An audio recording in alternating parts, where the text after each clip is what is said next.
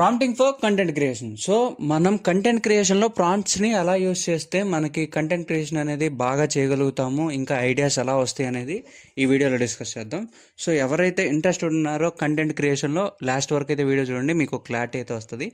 అలాగే మీరు only content creation అంటే సోషల్ మీడియా ప్లాట్ఫామ్సే కాదు, ఈవెన్ డిజిటల్ మార్కెటర్స్కి వీళ్ళకి కూడా ఇది బాగా యూజ్ అవుతుంది అనమాట.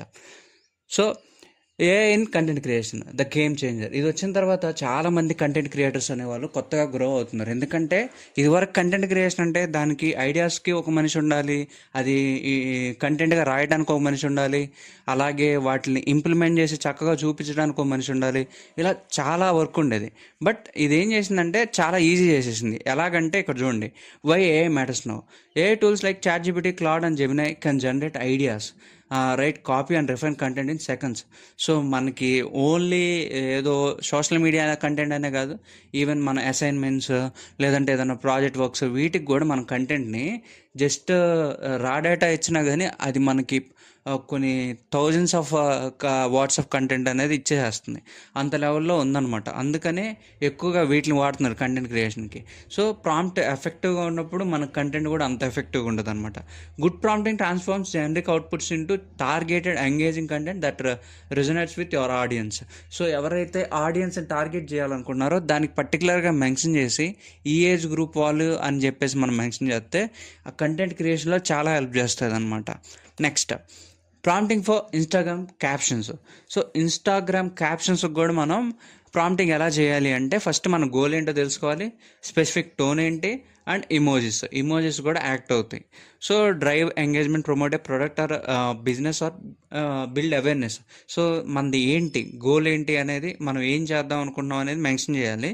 దాని తర్వాత అది టోన్ ఎలా ఉండాలి, క్యాజువల్గా ఉండాలా, ఇన్స్పిరేషనల్గా ఉండాలా, ఫన్నీగా ఉండాలా, ప్రొఫెషనల్గా ఉండాలా, అది మన స్పెసిఫిక్ టోన్ ఎంచుకోవాలి. ఎమోజీస్, దానికి సూట్ అయ్యే ఎమోజీస్ తీసుకోవాలి.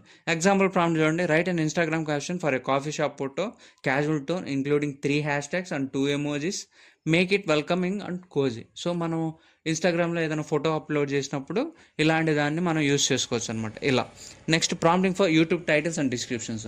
సో చాలా వరకు even I'm also using YouTube titles వాడేటప్పుడు, డిస్క్రిప్షన్స్ వాడేటప్పుడు ఇది బాగా యూజ్ అవుతుంది నాకు. టైటిల్ జనరేషన్కి మనం ఏంటి అనేది మెన్షన్ చేసి, ఇక్కడ చూడండి, create 5 YouTube titles for a video for beginner photographs. అలాగే నేనేం అడిగానంటే, సో నేను ప్రాంప్ట్ ఇంజనీరింగ్ మీద కాన్సెప్ట్స్ రాస్తున్నాను, దాంట్లో నేను ఎన్ని వీడియోస్ చేద్దాం అనుకుంటున్నాను, దానికి కావాల్సిన టైటిల్స్ అండ్ డిస్క్రిప్షన్స్ చేయమంటే అది నాకు ఇలా చేసి ఇచ్చింది అనమాట.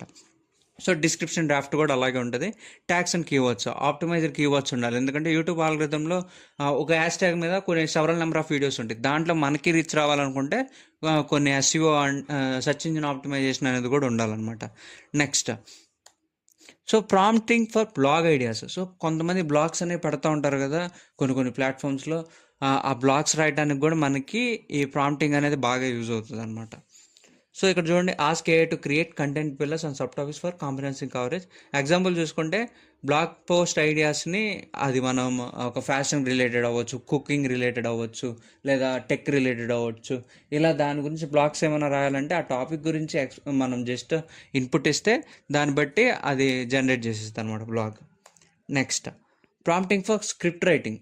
స్క్రిప్ట్ రైటింగ్ అంటే ఏంటి, మూవీస్ కావచ్చు, షార్ట్ ఫిలిమ్స్ కావచ్చు, ఇలాంటి వాటికి కూడా మనం హెల్ప్ తీసుకుని, ఈవెన్ సాంగ్ రైటింగ్లో కూడా అనిరుద్ధ్ లాంటి వాళ్ళు కూడా ChatGPT లాంటి యూస్ చేసి కొన్ని లిరిక్స్ అనేవి కూడా యాడ్ చేసుకుంటున్నారు. ఇక్కడ format specification, state if you needs video script or podcast outline or screen play format. చూసారా, స్క్రీన్ ప్లే తగ్గట్టు స్క్రిప్ట్ కావాలా, లేదంటే ఒక షార్ట్ ఫిలిం కావాలా, లేదంటే పాడ్కాస్ట్కి కావాలా, మనం మెన్షన్ చేసేస్తే మనకి ఇస్తుంది అనమాట. Next, character and scene details. So characters ఎన్ని ఉన్నాయి, దాని సీన్ ఎలా అనుకుంటున్నావు. నెక్స్ట్, టోన్ అండ్ పేసింగ్, ఎలా ఆ టోన్ ఉండాలి, డ్రామాటిక్గా ఉండాలా, ఎమోషనల్గా ఉండాలా, హర్రర్గా ఉండాలా, లేకపోతే కోజీగా ఉండాలి, ఇలా అనమాట. సో ఇక్కడ చూడండి example, write a 2-minute explainer video script about climate change for middle school students, include scene directions and narrative dialogue. So ఇక్కడ ఏమవుతుంది, నెరేటెడ్ డైలాగు ఒక మిడిల్ స్కూల్లో జరుగుతున్నప్పుడు క్లైమేట్ చేంజ్ ఎలా జరుగుతుంది అనేది ఒక స్టోరీ ఓరియంటెడ్గా అది చెప్తుంది అనమాట, నరేటర్ పాయింట్ ఆఫ్ వ్యూ నుండి. Next, promotion for add copy. So ads అనేవి జనరేట్ చేస్తుంటారు కదా, లైక్ ఇప్పుడు ఒక బిజినెస్ ఉందనుకోండి, ఆ బిజినెస్కి ఒక యాడ్ ప్రమోషన్ చేయాలి. అప్పుడే దానికి రీచ్ అనేది ఎక్కువ ఉంటుంది, జనాల్లోకి వెళ్తుంది అనమాట. సో దానికోసమే హెడ్లైన్ ఆప్షన్స్ ఏం తీసుకోవాలి, బాడీ ఏముండాలి, కాల్ టు యాక్షన్ ఏముండాలి, ఇది బ్యానర్స్గా చేసుకోవడానికి, వీడియోస్గా చేసుకోవడానికి, ఇలాంటి వాటికి యూజ్ అవుతుంది. ఫర్ ఎగ్జాంపుల్ చూడండి, right Facebook and add copy for an online course about graphic design, target beginners, include 3 headlines options, 2 body copy versions and 2 CDS. So మనం ఇక్కడ ఒక యాడ్ జనరేట్ చేస్తున్నాం, దేని మీద, గ్రాఫిక్ డిజైనర్ కోర్స్ మీద add generation ఎలా చేయాలి. సో దీనికి అది కంటెంట్ ఇస్తుంది. ఇప్పుడున్న AI టూల్స్కి అయితే ఇమేజ్ జనరేట్ చేసేస్తుంది, ఆ పోస్టర్ డిజైన్ చేసి ఇస్తుంది, అది విత్ ఇన్ సెకండ్స్లోనే అయిపోతుంది అనమాట. So this is one of the thing. Next prompting for educational content.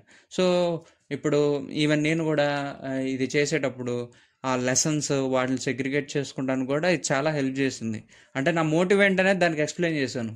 ఒక 10 వీడియో సిరీస్లో మ్యాక్సిమం ఒక స్టూడెంట్ లెవెల్లో ఉన్న వాళ్ళు, అలాగే జాబ్స్ అప్లై చేద్దాం అనుకున్న వాళ్ళకి ప్రాంప్టింగ్ ఎలా పనికొచ్చింది అనే పాయింట్ ఆఫ్ వ్యూ మీద నేను ఈ క్లాసెస్ అనేవి ఏఐతో హెల్ప్ తీసుకొని ఇలా డిజైన్ చేశాను అనమాట.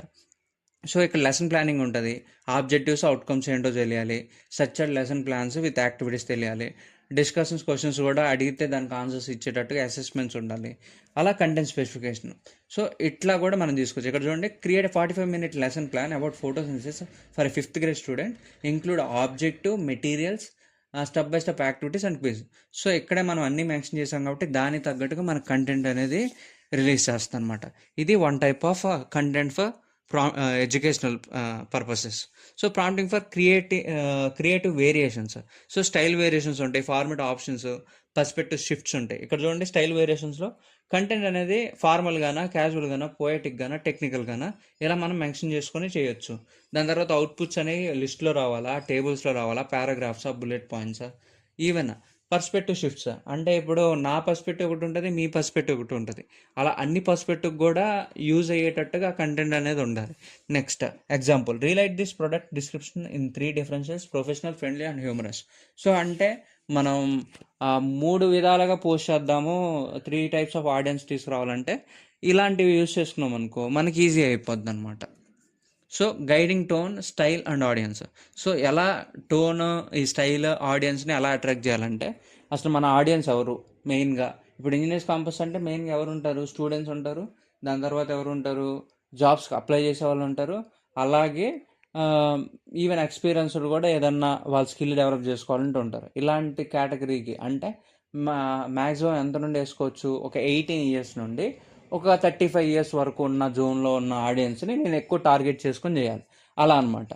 Next specified tone culture. So మనకి ఎలా ఉండాలి, ఇది అథారిటేటివ్గా ఉండకూడదు.